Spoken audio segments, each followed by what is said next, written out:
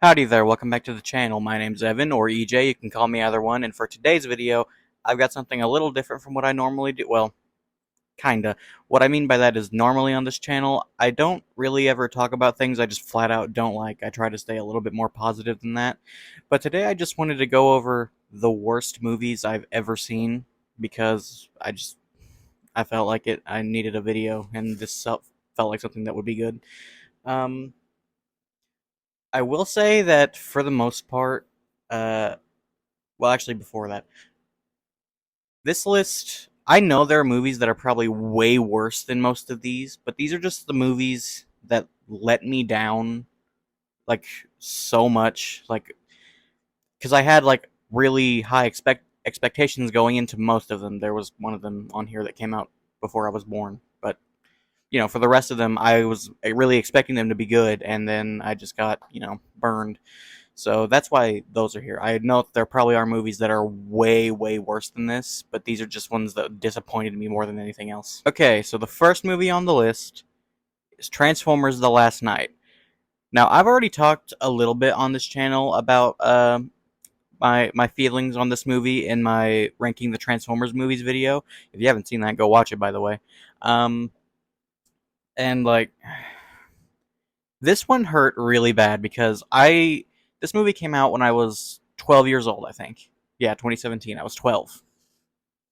And when I saw the trailer, I just thought that looked so cool. I was so excited for this movie. And when I went to watch it, like even as a 12-year-old, I was just like this is really bad.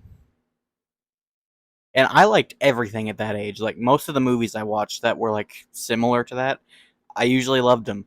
I just knew that this movie was awful. It like has everything that people don't like about the other Transformers movies, like dialed up to 10.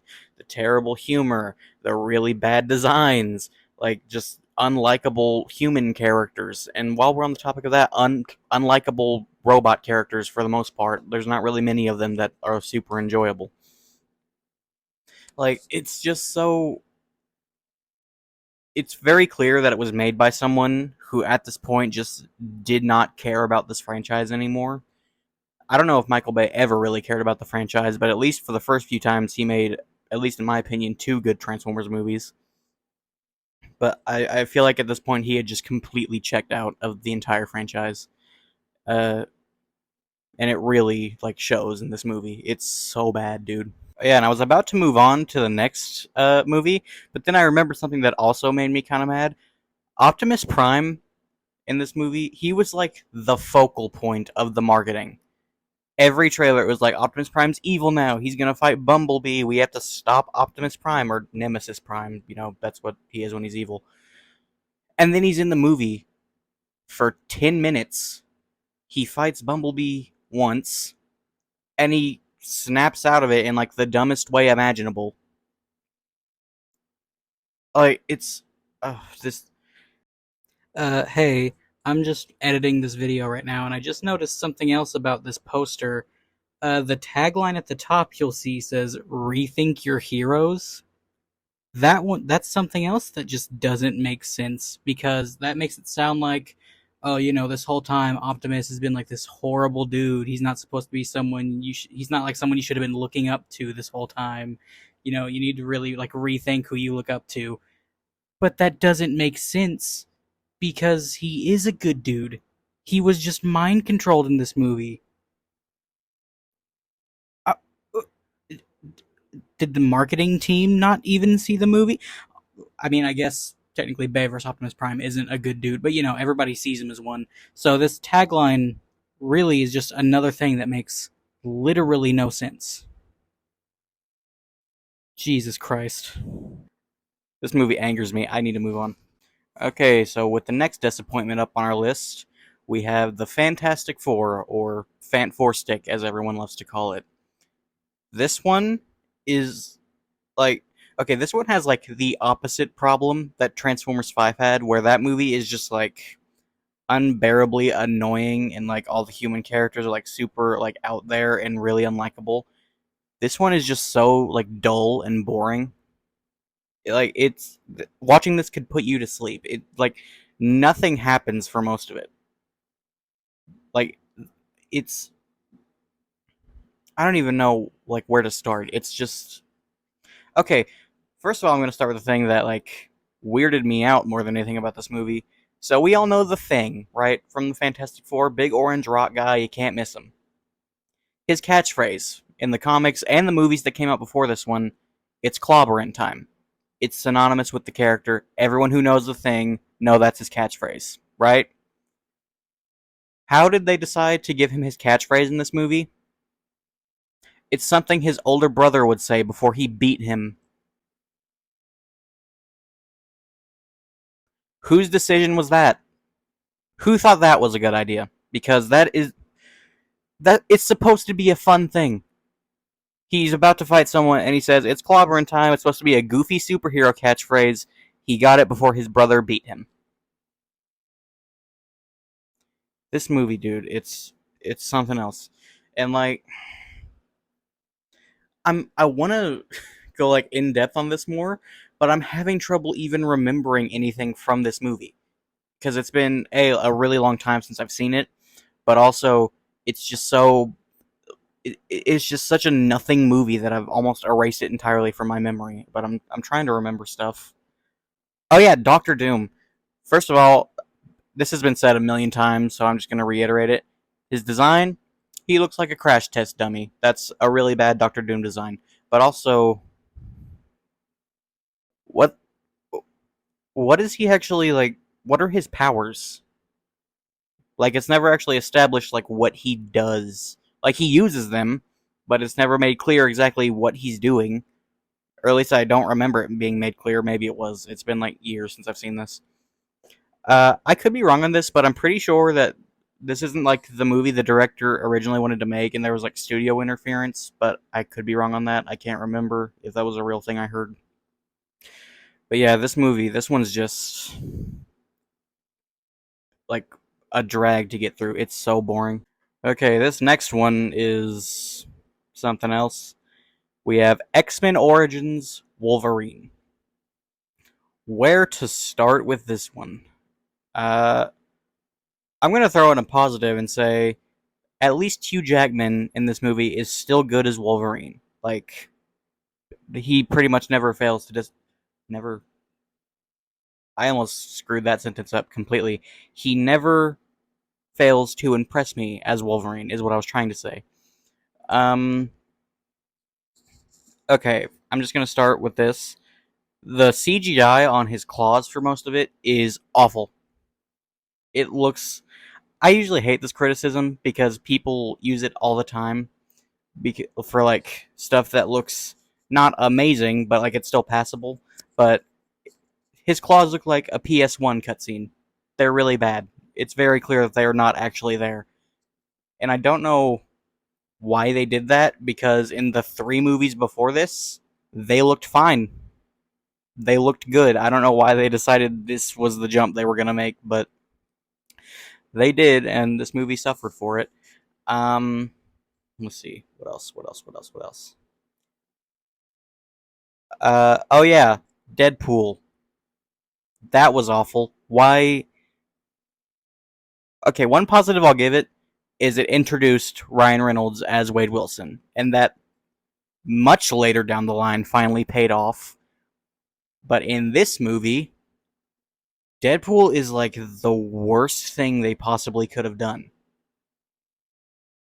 He doesn't have his suit, which is fine. I get it's not his movie. He doesn't have to have his suit. But also, Deadpool is the merc with the mouth. That's like his thing that he's known as, like his superhero nickname. You know how like Superman has Man of Steel, Batman has the Caped Crusader, Deadpool's the merc with the mouth, right? They sewed his mouth shut. He can't talk. Also, for some reason, he has laser eyes, and also, instead of holding his swords, they come out of his fists like Wolverine. They made like every mistake imaginable when it came to Deadpool. It's still like mind blowing to me to this day that this is like the first live action version of Deadpool that we got. That's crazy to me. Um, let's see. Is there anything else I wanted to talk about? Oh yeah, will.i.am's in this movie. He's not a good actor. That's all I had to say about that. Um,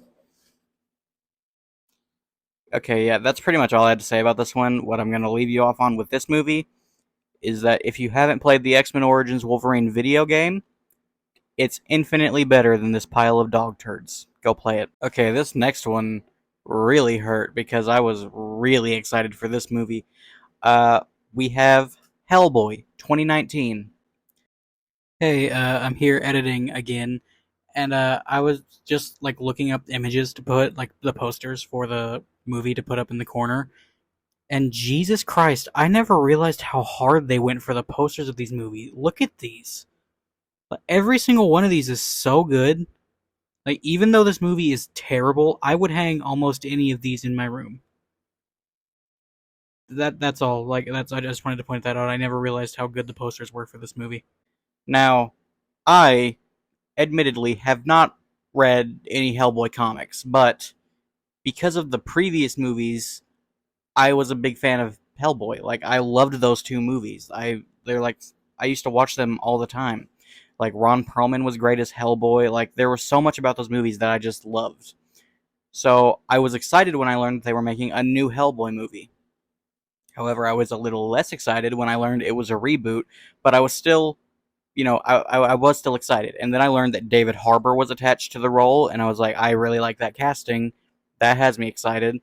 And then I liked the trailers when they came out, so I was like really optimistic going into this movie. It didn't pay off. This one is bad, like really bad. Like, oh, I don't even know where to start, dude. It's like I just didn't care about what was happening, like at all. I was pretty much checked out for most of it. Uh, something I will give it is some of the monster designs were cool.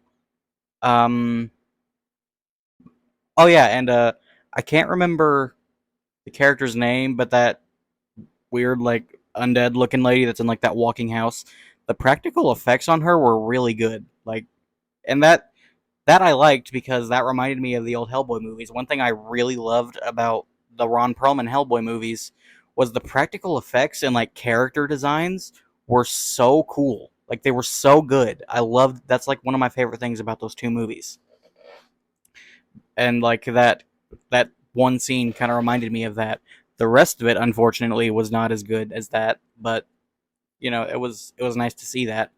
Um let's see.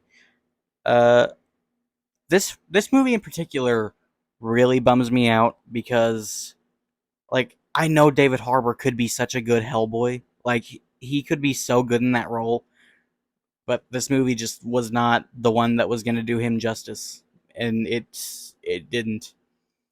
Uh I've only seen this movie once, so I'm having trouble remembering everything I want to say about it. I watched it once in theaters back when it came out, and that wasn't even the most memorable thing that happened that night. Um that one girl in this movie, I can't remember anyone's name, sorry.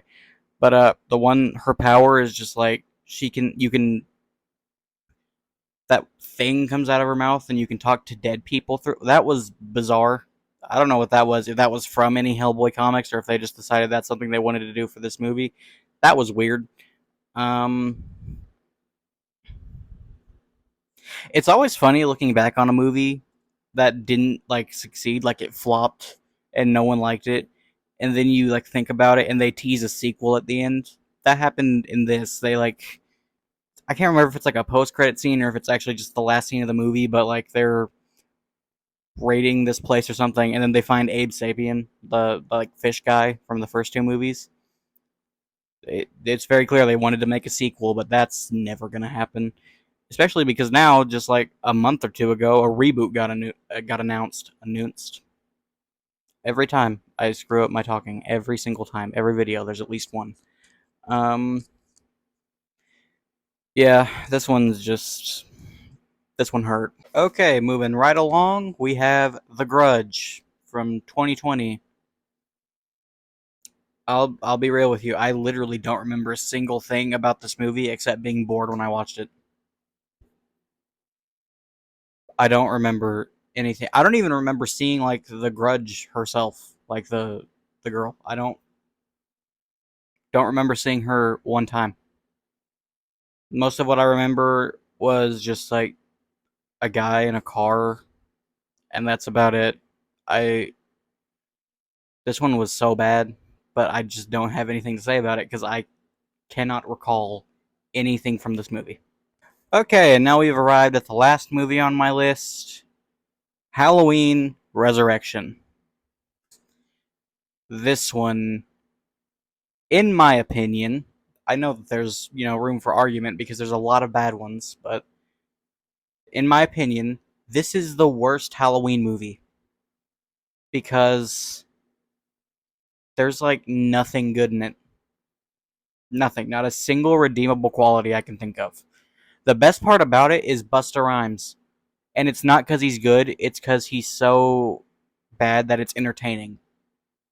The character, anyway, the way he's written, it's just like, what is this?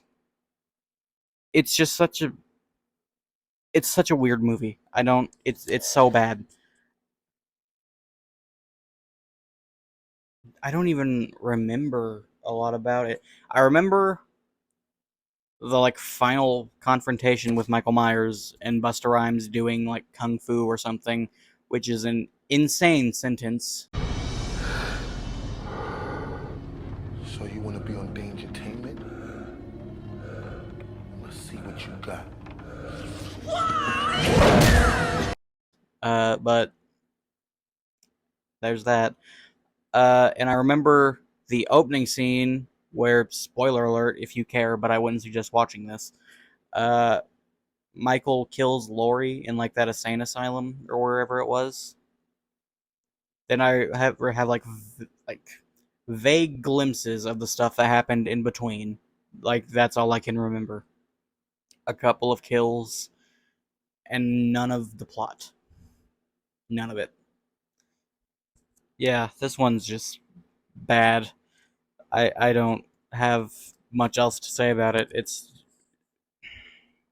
And that, ladies and gentlemen, was the worst movies I've ever seen.